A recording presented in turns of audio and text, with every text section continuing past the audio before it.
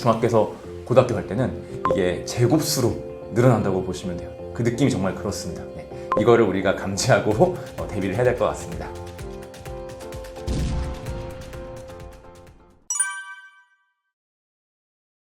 안녕하세요, 신영환입니다. 저는 입시와 공부법으로 힘들어하는 학생들 그리고 학부모를 위해서 열심히 글을 쓰고 있고 작가로 활동하고 있고요. 그렇게 그리고 또 전국 다니면서 강연을 통해서 메시지를 전하고 있습니다. 반갑습니다. 일단은 강연 가서 항상 하는 질문들은 특히 중학교 학생들이 고등학교 입학할 때 어느 학교를 가야 되는지 가장 많이 물어봅니다. 일반고를 가야 될지 특목 자사고를 가야 될지 또 고교학점제가 지금 약간 또 이제 시작되면서 굉장히 여기에 질문을 매번 합니다. 매번.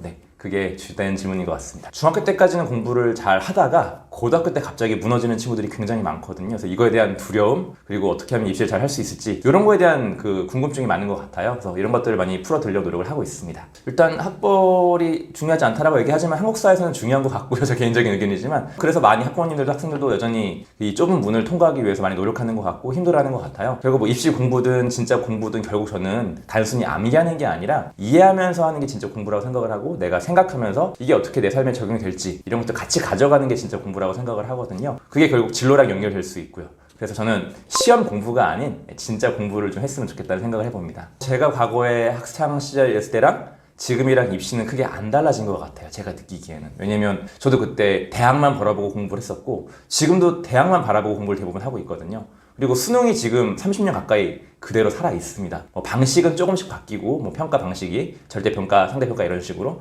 다 똑같아요. 과목 영어 바꿨지 과목 수도 똑같고요. 그것 때문에 바뀐 게 없다 생각을 하고 또 내신 성적도 마찬가지로 우리가 따기 위해서 지필평가를 보기 위해서 또 객관식 시험 준비하고 했던 게 지금 고1 이상이라면 똑같았는데 저는 학교 현장에서 또 14년 동안 있으면서 느낀 점이 다른 게 없다. 그리고 애들 굉장히 또 시험 때문에 고생한다, 힘들어한다 이런 걸 많이 느꼈습니다. 다만 내년 고교학점제가 되면 조금 이제 평가 방식이 내신도 이제 논소수령 평가로 바뀌기 때문에 조금 추이를 지켜봐야겠지만 그럼에도 불구하고 입시의 문이 좁기 때문에 다 시험 공부를 위한 공부하는 거는 변함이 없다라고 생각을 합니다.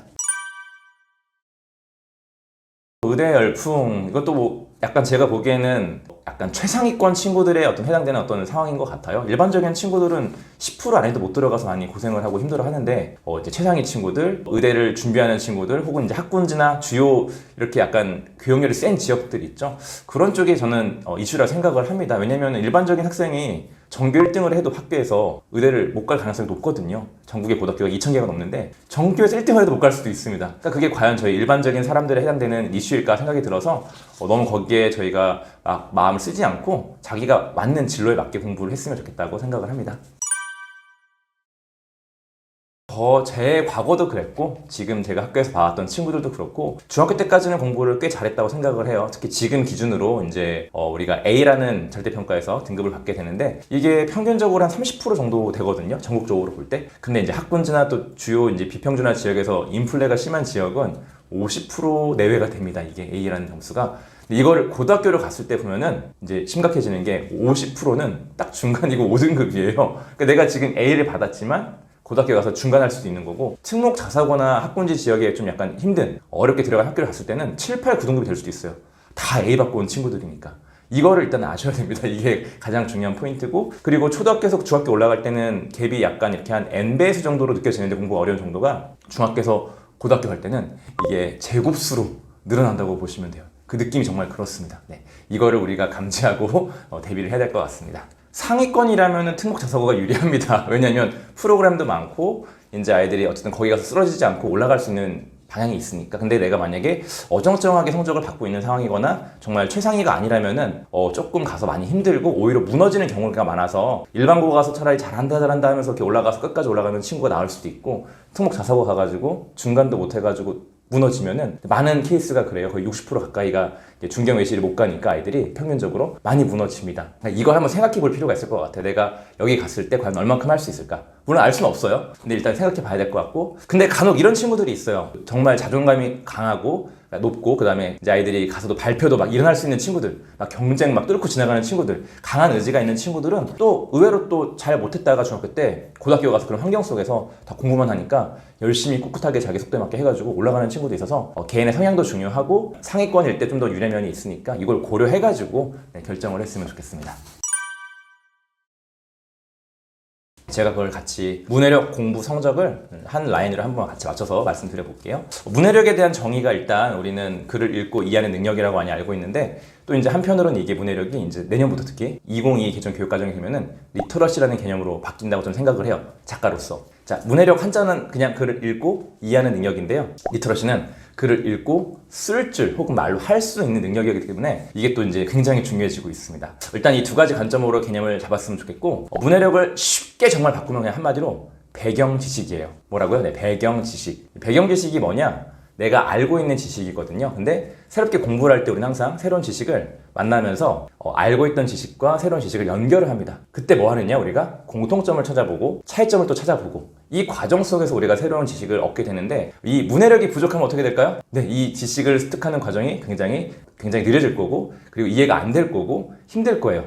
하지만 배경 지식, 문해력이 많이 있으면은 속도도 빠르고 정확하게 파악할 수 있으니까 문해력은 공부랑 연관도 있고, 또 빨리 이해하고 우리가 또 이렇게 내용을 빨리 숙지할 수 있으면은 성적에도 연결될 수 있으니까 문해력, 배경 지식을 꼭 길렀으면 좋겠습니다.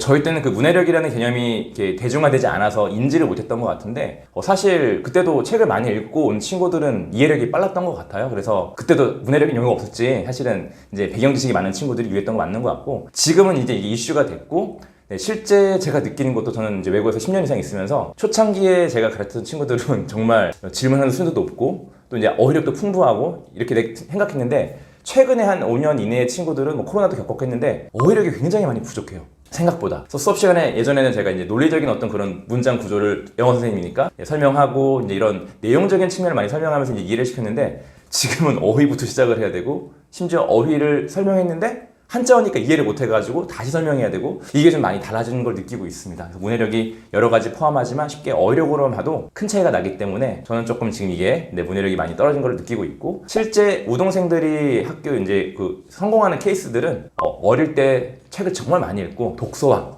이런 걸 많이 한 친구들이 주로 이제 끝까지 공부를 잘 끌고 갔어요. 그래서 이런 걸로 볼 때는, 제가 볼 때는 책을 많이 읽고 배경지식 쌓아서 문해력을 무기로 가져오는 것이 유리하다고 생각을 합니다.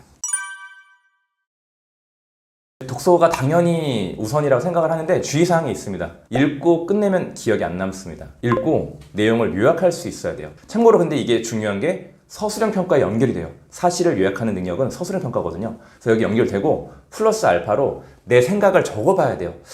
이 글 내용에서 한 문장 정말 좋은 문장인데 이건 내 삶에 어떤 연관이 있을까를 한번 느낌을 적어보고 내 삶과 연결하면서 이거를 어떤 뜻이 있는지, 혹은 어떤 의견이 있으면 내 생각을 적어보면서 뒷받침하는 글을 써보고. 근데 또 이게 신기하게 이 과정이 논술형 평가에 연결이 돼요. 논술형 평가는 생각과 의견을 표현하는 건데, 서술형과 논술형을 동시에 독서하면서 준비를 한다면은 그게 곧 문해력이고 내 거로 체화돼가지고 다 가지고 갈 수가 있죠. 근데 책만 100권 읽었다? 아니요, 남는 게 없습니다. 꼭 기록하고 생각하고 내 의견을 적어보시길 바랍니다.